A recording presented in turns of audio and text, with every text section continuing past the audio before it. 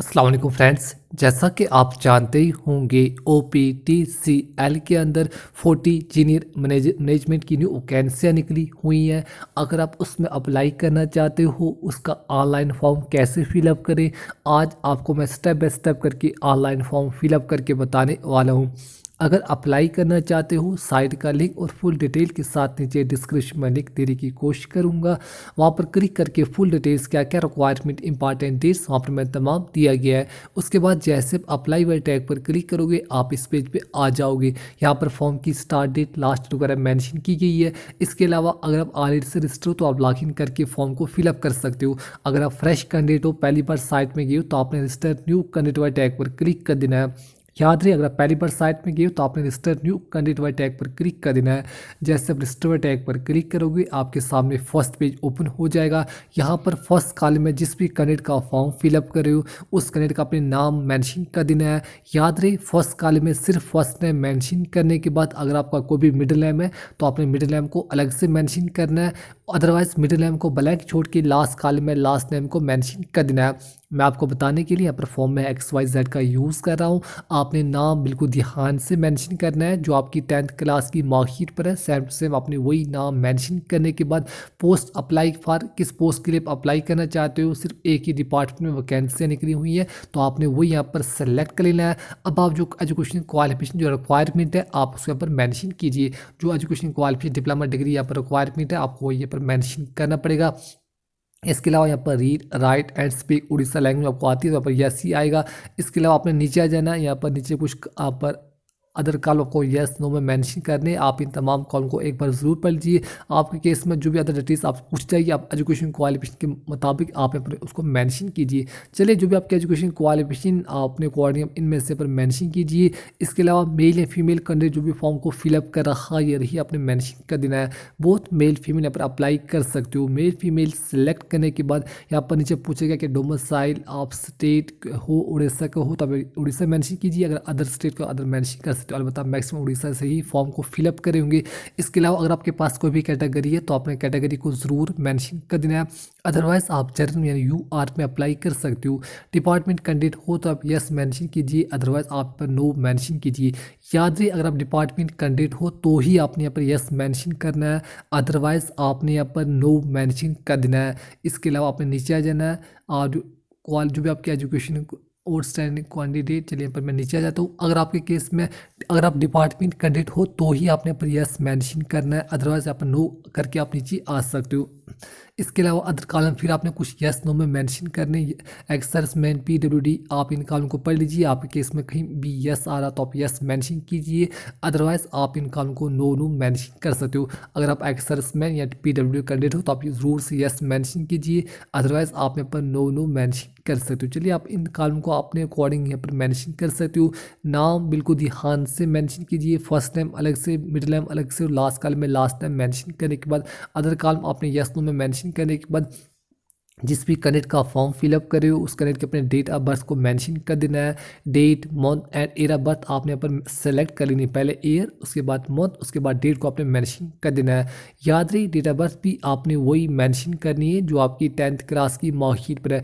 Date of birth column बिल्कुल ध्यान से मेंशन कीजिए जो आपकी 10th क्लास की मार्कशीट पर है सेम टू सेम आपने वही मेंशन करना है अदरवाइज आपका फॉर्म रिजेक्ट भी हो सकता है। चलिए डेट ऑफ बर्थ मेंशन करने के बाद आपकी एज लिमिट खुद यहाँ पर आ जाएगी। अब आप जिस भी कैंडिडेट का फॉर्म फिलअप करें उस कैंडिडेट की अपनी ईमेल आईडी मेंशन करने के बाद दोबारा से कन्फर्म ईमेल आईडी में उसी ईमेल आईडी को आपने दोबारा से रिपीट कर लेना है।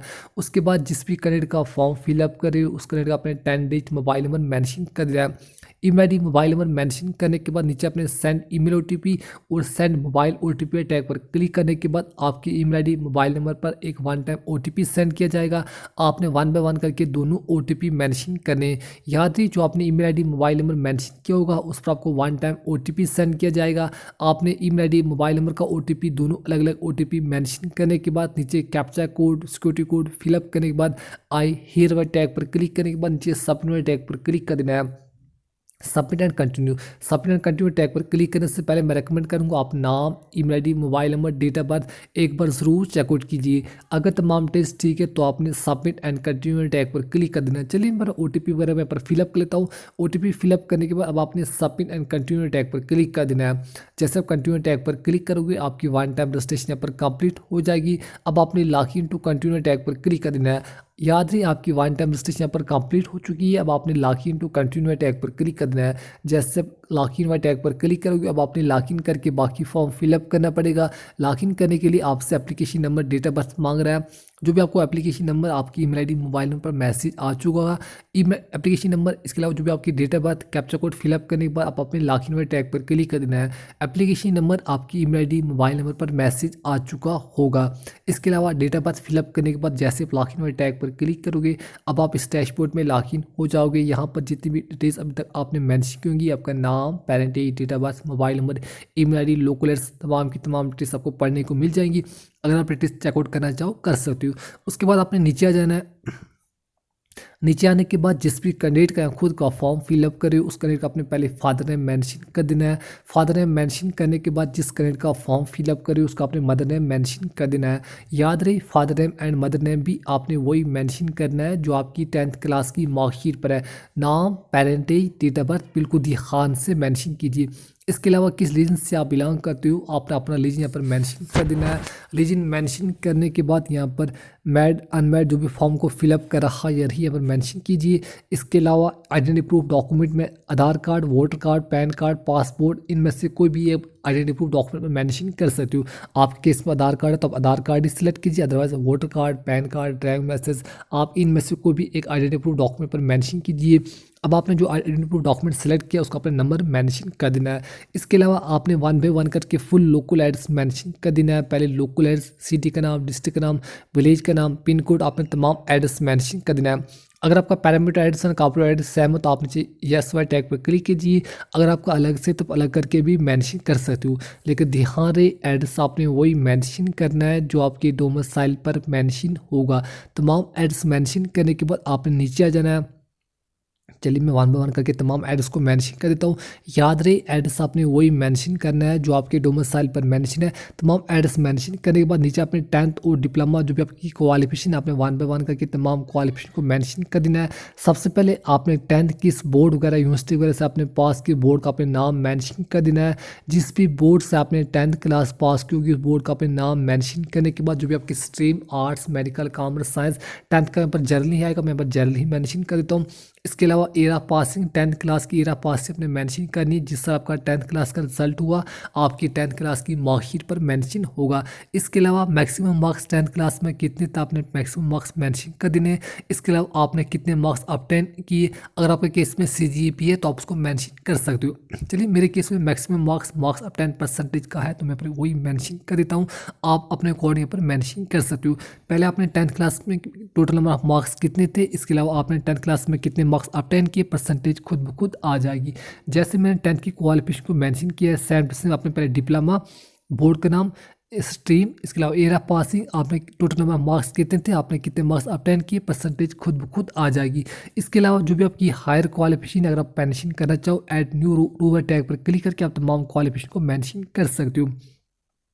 इसके अलावा नीचे आपने जो भी आप एग्जामिनेशन सेंटर आपको अलग अलग सेंटर आपको दिए गए आपने 1 बाय 1 करके तमाम सेंटर पर चूज़ कर लेने हैं। मैं रेकमेंड करूंगा फर्स्ट प्रेफरेंस आपने वही मेंशन करनी है जो भी आपको लोकल नज़दीक का सेंटर वगैरह पड़ता हो।